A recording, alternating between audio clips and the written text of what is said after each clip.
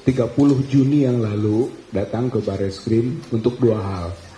Yang pertama adalah bersama dengan Aliansi Advokat Bandung Bergerak melaporkan Dirtipidum Brigjen Juhandani Raharjo Purwo ke Dipropam atas dugaan ataupun sekaligus persangkaan dari kita telah terjadinya apa yang disebut dengan obstruction of justice gitu atas pengumuman pada tanggal 22 Mei 2025. Jadi kalau Bang Hasanuddin tadi sampaikan abuse of power, saya kira bentuk konkret dari pelanggaran hukumnya adalah obstruction of justice. Jadi melanggar pasal 221 KUHP. Jadi itu delik.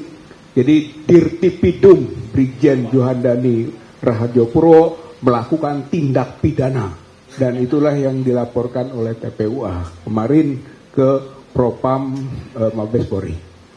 Yang kedua, kami datang ke Karawasidik untuk menanyakan proses desakan gelar perkara khusus yang dimintakan oleh TPUA sejak awal 26 Mei, ya 22 Mei 2025 itu pengumuman. 26 Mei TPUA mengajukan keberatan atas pengumuman itu sekaligus meminta dilakukannya gelar perkara khusus sesuai dengan Perkapolri 6 2019.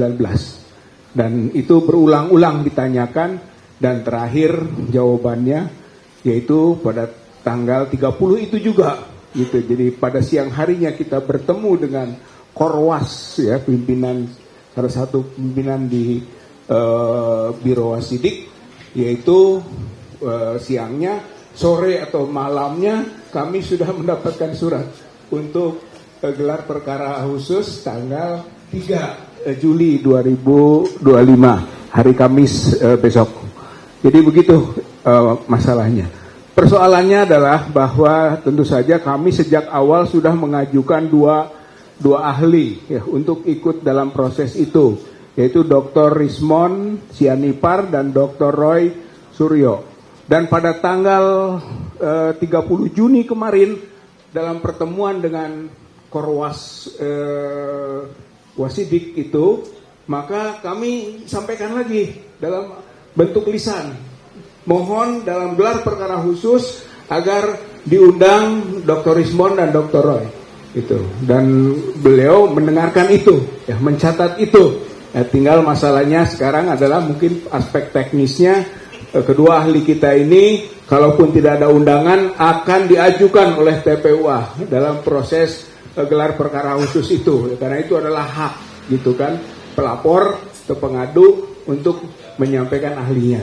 Dan juga tentu saja bisa kita tambahkan juga dengan kuasa hukum gitu ya, sebagai hak juga dari pihak pelapor pengadu ini untuk minta ikut serta dalam gelar perkara khusus itu. Jadi intinya kita mintakan kepada pihak Karawasidik, Kepala Biro Pengawasan dan Penyidikan itu adalah bahwa gelar perkara khusus itu harus objektif, harus independen, bahkan harus terbuka kepada publik agar publik mengetahui apa yang diadukan sebagai dugaan ijazah palsu Joko Widodo itu dapat diikuti oleh masyarakat, rakyat, dan bangsa Indonesia. Jadi bukan lagi seperti kemarin gelar perkara itu tertutup, hanya diketahui oleh sekelompok orang internal dan itu pun hanya diumumkan begitu saja. Yang jelas itu adalah pelanggaran hukum dan itu sudah kita adukan sebagai obstruction of justice. Saya kira itu yang bisa saya tambahkan. Harapannya mudah-mudahan gelar perkara khusus kalaupun kita nanti ikuti, maka itu adalah bagian terpenting dalam proses aduan TPUA berkaitan dengan dugaan ijazah palsu Joko Widodo, sehingga penyelidikan bisa ditingkatkan menjadi penyidikan, lalu dibawa ke ruang pengadilan, dan ujungnya Joko Widodo dihukum karena memang telah melakukan pelanggaran yang disebut dengan pemalsuan ijazah dan penggunaan ijazah palsu, pemalsuan gelar juga, dan penggunaan gelar palsu. Saya kira ini menjadi poin penting tuntutan yang dimintakan oleh masyarakat, oleh rakyat bangsa Indonesia melalui TPUA dan para praktisi hukum yang membersamainya. Kebetulan saya memang hadir di sini. tidak di Polda Metro Jaya. Kenapa? Saya, Dr. Rismond yang hari ini ada di Pasar Pramuka, kemudian Dr. Tifa yang hari ini lagi ada di tempat lain, kami siap ya 11.000 triliun persen untuk hadir sebenarnya. Tapi atas rekomendasi dari para kuasa hukum kami, karena apa? Satu, ya mereka-mereka yang lapor ini, yang klarifikasinya sekarang ini baru sifatnya undangan. Undangan klarifikasi, tidak ada pro justisianya. Dan mereka-mereka itu tidak terkait langsung dengan korban atau tidak terkait langsung dengan pelapor, yaitu tidak terkait dengan Joko Widodo. Jadi ini laporan-laporan dari orang-orang yang tidak punya legal standing. Ngapain kita datang? Kemudian tidak ada lokusnya, tidak ada tempusnya dalam surat itu, sehingga kami disarankan untuk tidak perlu hadir. Makanya saya pun hadir membersamai para Purnawaran TNI. Dan itu sikap kami terhadap Polda Metro Jaya. Tolong lebih profesional, tolong lebih presisi. Kalau proses pengaduan dari masyarakat, pengaduan yang tidak ada legal standingnya, pengaduan yang tidak ada siapa terlapornya, pengaduan yang tidak ada tempusnya, tidak ada lokusnya, nggak usah diprotes. Apalagi ini terbaru, ya tidak perlu hiraukan orang-orang atau termul-termul yang hari ini saya dengar melakukan demo bayaran di Polda Metro Jaya. Ya ngapain aja mereka itu, gitu loh. Mereka jelas betul katanya dikumpulkan dari berbagai pelosok Nusantara. Jelas-jelas betul kalau itu bayaran. Ya, terima kasih. Kuasa hukum Presiden ke-7 Republik Indonesia Joko Widodo, Yakub Hasibuan mendatangi Polda Metro Jaya Kamis sore. Kedatangan Yakub untuk mendampingi ajudan Jokowi yang diperiksa sebagai saksi atas dugaan pencemaran nama baik.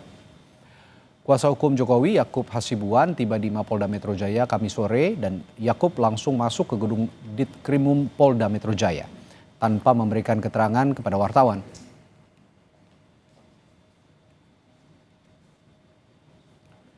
Kabid Humas Polda Metro Jaya Kombes Ade Ari membenarkan adanya pemeriksaan ajudan Jokowi, Kompol Syarif Muhammad Fitriansyah. Benar, Kompol Syarif diperiksa terkait tudingan ijazah palsu Jokowi. Ada keterangan yang diperlukan untuk keterangan materi, ujar Kombes Ade Ari. Kompol Syarif Muhammad Fitriansyah mendadak menyambangi Polda Metro Jaya pada Kamis sore pukul 5 didampingi kuasa hukum Jokowi, Yakub Hasibuan dan Andra Reinhardt Pasaribu. Dalam keterangan tertulisnya, Kompol Syarif Muhammad membenarkan panggilan pemeriksaan dari Polda Metro Jaya.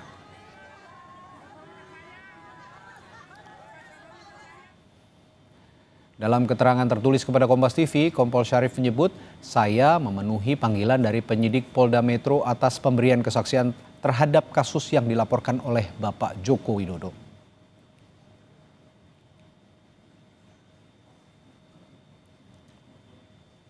Betul Mbak, jadi kemarin itu kami mendampingi Mas Syarif untuk menghadiri undangan dari Polda Metro Jaya untuk memberikan klarifikasi dan keterangan-keterangan sehubungan dengan laporan Pak Jokowi di Polda Metro Jaya. Nah, laporan ini kan sebenarnya sudah cukup lama menurut kami, pandangan kami, dan ini masih di tahap penyelidikan, sehingga ya kami lihat mungkin semakin cepat semua pihak mau taat hukum dan memberikan klarifikasinya sebagaimana diundang atau diminta, ya tentunya proses ini mungkin semakin cepat juga dapat berjalan. Sehingga tentunya Mas Syarif juga sebagai warga negara yang baik dan taat hukum juga ada undangan tentu dihadiri.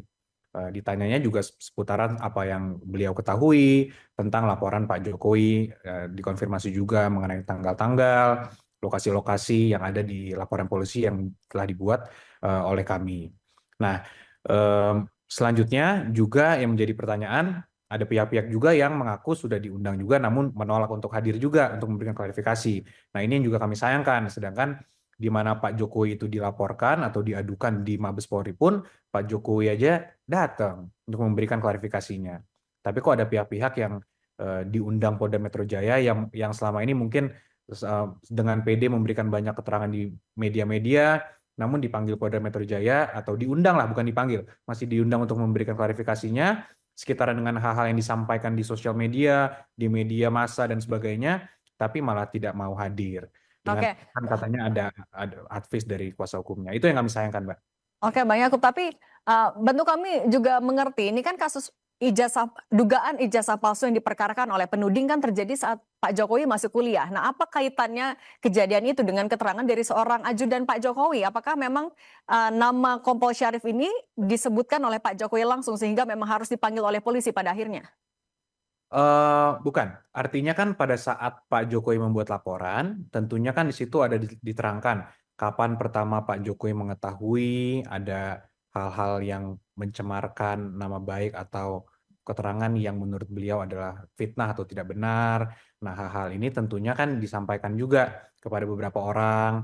Jadi itulah yang dikonfirmasi ke orang-orang terdekat Pak Jokowi. Nah, Hmm. mengenai detailnya apa sih sebenarnya yang mau dicari dari seorang Mas Syarif gitu kan untuk dalam proses penyelidikan ini atau nanti dalam penyidikan, yaitu mungkin nanti dari Polda Metro Jaya yang dapat menerangkan untuk membangun konstruksinya seperti apa. Namun kembali lagi panggilan ini sifatnya kan undangan ini sifatnya sebenarnya juga Mas Syarif tidak wajib datang, cuman Mas Syarif kan sebagai warga negara yang baik ya tentunya hadir, sehingga kami mendukung Polda Metro Jaya untuk terus melakukan segala upaya agar proses ini dapat berjalan dengan baik, sehingga juga proses penyelidikannya juga Oke. transparan dan cepat juga, karena yang di Mabes Polri kan juga cukup cepat dan intens. Kami harap di Polda Metro Jaya juga sama. Ya, mungkin kembali lagi, mungkin mengenai hal ini kan yang paling tepat untuk menjawab adalah nanti para penyelidik di Polda Metro Jaya, Mbak. Namun secara umum seorang saksi itu kan ketika diundang, sehubungan dengan suatu dugaan tindak pidana, tentu seorang saksi ini tentunya diduga telah mendengar, melihat, atau mengalami juga dugaan tindak pidana apa yang sedang dilakukan penyelidikan. Jadi kalau kami melihat ya tentunya mungkin Mas Syarif sebagai orang yang paling dekat dengan Pak Jokowi, sebagai ajudannya tentu mungkin sebagai seorang saksi melihat, mendengar, dan mengalami juga apa yang Pak Jokowi laporkan sebagai dugaan tindak pidananya. Ya mungkin Oke. sekitaran itu, Mbak. Jadi kan kalau kita flashback sedikit ke beberapa waktu lalu dari Mabes Polri sudah menghentikan proses penyelidikannya di Mabes Polri karena tidak ditemukan unsur pidana di situ, Mbak Cindy dan Bung Rey juga. Nah, mengenai keaslian suatu dokumen itu jelas bahwa ketika dokumen dianggap palsu, barulah harusnya pengadilan yang menentukan ada terbukti atau tidak palsu atau kepalsuan dokumen tersebut. Ya, betul. Betul, itu kepalsuan. Artinya sebenarnya asas hukumnya adalah semua dokumen itu harus dianggap asli sampai dibuktikan sebaliknya. Karena contoh Betul. sertifikat BPN, Mbak, ketika dikeluarkan BPN kan ini mau kita pakai sebagai agunan misalnya di bank, ini harus dianggap asli sampai ada putusan pengadilan yang mengatakan ini palsu. Nah, kemarin itu sudah dihentikan penyelidikan oleh Mabes Polri karena memang tidak ada sama sekali bukti-bukti yang mengatakan atau yang mengarah bahwa ijazah Pak Jokowi itu adalah palsu. Sehingga jelas bahwa keasliannya kan sebenarnya sekarang sudah jelas nih, sudah clear. Kalau ternyata dari sana masih menganggap, oh harus putusan pengadilan yang mengatakan itu asli. Nah itu kan sebenarnya logikanya menurut kami tidak ada kendala, Mbak. Menurut kami pihak polisian telah melakukan seluruh rangkaian penyelidikan. Dan namun tetap kembali lagi, seperti yang kami sampaikan di kesempatan sebelumnya, harapan kami dapat dilangsungkan dengan lebih cepat, walaupun ya kembali lagi kami menghormati apapun upaya yang sedang dilakukan. Dan sekarang terbukti bahwa saksi yang sudah diperiksa setahu saya juga sudah cukup banyak. Jadi ya kita hormati, kita tunggu, karena dari kembali lagi pihak yang Mabes Polri kemarin perkaranya juga sangat cepat diperiksa oleh para penyelidik di Mabes Polri, sehingga yang laporan Pak Jokowi di Polda ini kami harap juga diperlakukan yang sama lah, sehingga cepat juga untuk dilangsungkan penyelidikannya gitu, Mbak. Oke.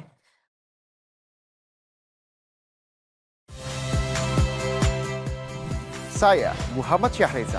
Saksikan program-program Kompas TV melalui siaran digital, pay TV, dan media streaming lainnya. Kompas TV, independen, terpercaya.